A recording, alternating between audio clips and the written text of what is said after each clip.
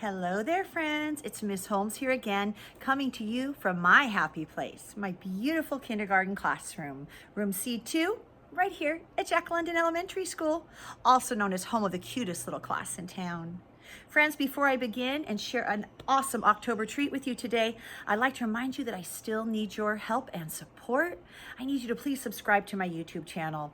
If you could do that for me, just go ahead and push that subscribe button below right now. It's completely free. And by doing that, you will help me and support me so I can keep recording all these amazing stories and sharing them with lovers of literature everywhere, from littles to bigs alike. So thanks for your support. I sure appreciate it. Today, this is a perfect book for the month of October. It's titled The Runaway Pumpkin. And it's written by Kevin Lewis, illustrated by S.D. Schindler. Now, I always tell my students, before you start reading a brand new book, turn it over, look on the back. Is there a sneak peek from the author? We don't have a written sneak peek, but we do have a picture. So sometimes a picture can be a lot like a sneak peek, and it can show you some things about the story, maybe where it's going to take place, who some of the characters are. You can see here, I see a witch. Oh, and someone dressed up in a very cool costume. So maybe we're going to meet those friends in this story. Let's read it together and find out. The Runaway Pumpkin by Kevin Lewis, illustrated by S.D. Schindler. Once upon a hill, when the wind blew with a chill,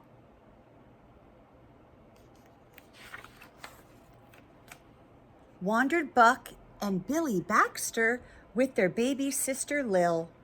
And there upon that hillside, growing orange, fat, and fine, the budding Baxters found a pumpkin on a twisty, twirly vine. Oh, I see. So there they are. They're all in costumes. Oh, and they see this pumpkin at the top of the hill. Okay. It was big and it was round, and the boys, their eyes agleam, gave a whoop and a yell and a holler. No finer pumpkin had they seen. And today was Halloween. Yet little Lil was curious and cautious, and of course she tried to warn them. But her bumbling big-head brother snapped the pumpkin from its stem. And as she watched them roll it, at first real slow, but then much faster, little Lil looked down the hill, and she foresaw disaster. Oh yes, this giant pumpkin rolling down the hill?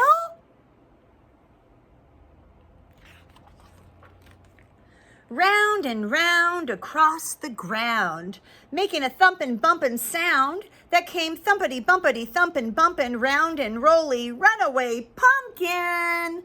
Look out, everyone. A short way down the hillside, that zooming pumpkin caught the eye of mucking Mama Baxter, who thought of Granny's pumpkin pie. Oh, can make a lot of pumpkin pies with that giant pumpkin.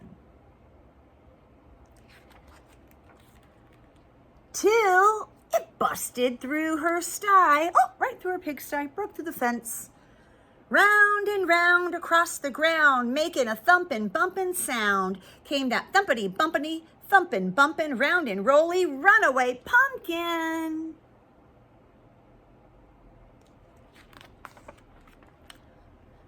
A bit farther down the hillside, just beyond the chicken coop, Grandpa Baxter saw that pumpkin and thought of Granny's pumpkin soup.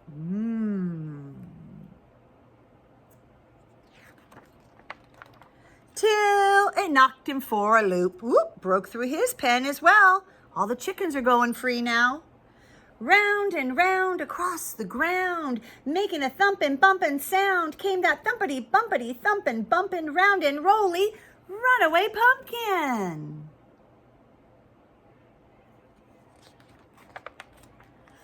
Now at the bottom of that hillside, where the boundin' pumpkin sped, Papa Baxter on his tractor thought of Granny's pumpkin bread.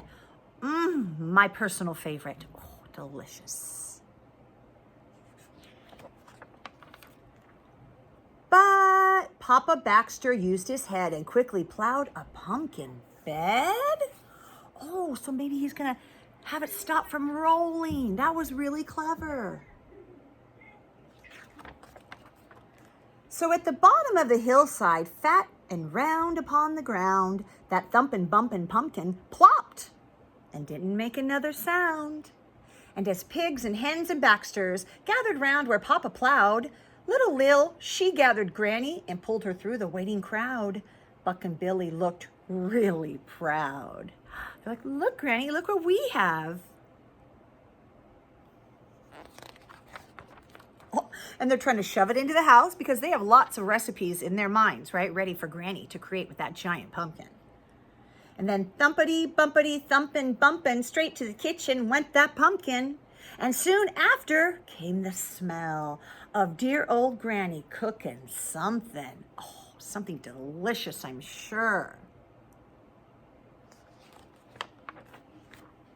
Granny stirred and stewed and baked until the bright full moon rose up, and all those hungry Baxters sat themselves right down to sup. Oh, they're gonna have a delicious supper.